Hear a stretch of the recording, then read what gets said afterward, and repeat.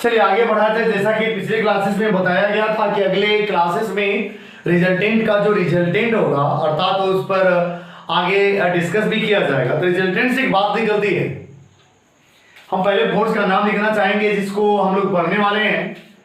देखिए ध्यान से, चूंकि चैप्टर का नाम ही फोर्स है तो सिर्फ फोर्स ही आएगा और लॉज ऑफ मोशन ही आएगा। ओके, आइए एक फोर्स का नाम है जिसका नाम है बैलेंस्ड फोर्स।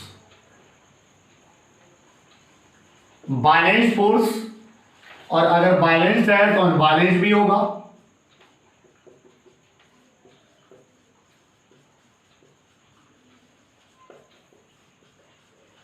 Unbalanced force. आइए बैलेंस्ड फोर्स की बात करें कि मानकर चलिए एक बडी है और इस पर इस डायरेक्शन में 5 न्यूटन का फोर्स अप्लाई हुआ, इस डायरेक्शन में 3 न्यूटन और फिर 2 न्यूटन का फोर्स अप्लाई हुआ। हम आपसे पूछेंगे रिजल्टेंट बताइए, तो आप कहेंगे रिजल्टेंट 0 न्यूटन है। इस तरीके से 5 इधर भी 5, रिजल्टेंट 0 आ चुका है। और सपोज करिए एक बडी है जिस बडी पर इधर 7 न्यूटन और इधर 2 न्यूटन या 3 न्यूटन ले लीजिए, तो बताइए रिजल्टेंट हो जाएगा 4 न्यूटन। किधर? राइट ना, बिल्कुल राइट, इस तरफ राइट डायरेक्शन में पॉजिटिव एक्स एक्सिस की तरफ 4 न्यूटन है। तो क्या आया? रिजल्टेंट 0 आया? बिल्कुल नहीं, रिजल्टेंट नॉन जीरो है।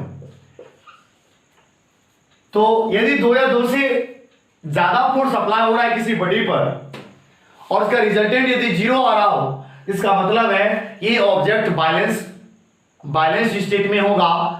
ये ऑब्जेक्ट जिस स्टेट में उसी ऑब्जेक्ट में रहेगा, अपना स्टेट चेंज नहीं करेगा, क्योंकि ओवरऑल रिजल्टेंट क्या आ रहा है? 0। यहां पर रिजल्टेंट 0 नहीं है, इफेक्टिव फोर्स है कुछ ना कुछ, जिसके वजह से कुछ ना कुछ उसके स्टेट में चेंजिंग आएगा, चाहे वो स्पीड हो, चाहे डायरेक्शन हो, या उसका शेप हो। तो जिसका नाम रखा गया अनबैलेंस। यानी कहने का मतलब ये हो गया, अब शेप के बारे में बोला गया जो आगे डिस्कस भी किया जाएगा। चलिए डेफिनेशंस का कंप्लीट करते हैं। If resultant of all forces is 0 acting on a body,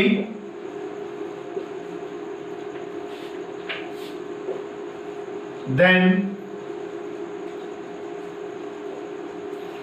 this force is called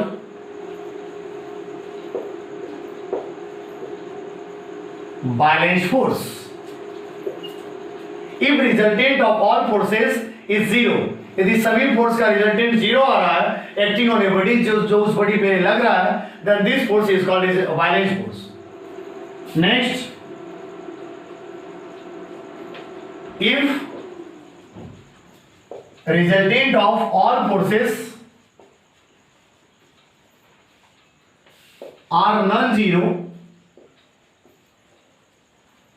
are acting on a body,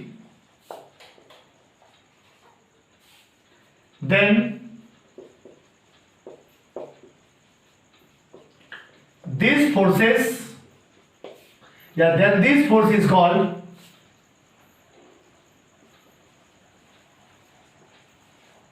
unbalanced force.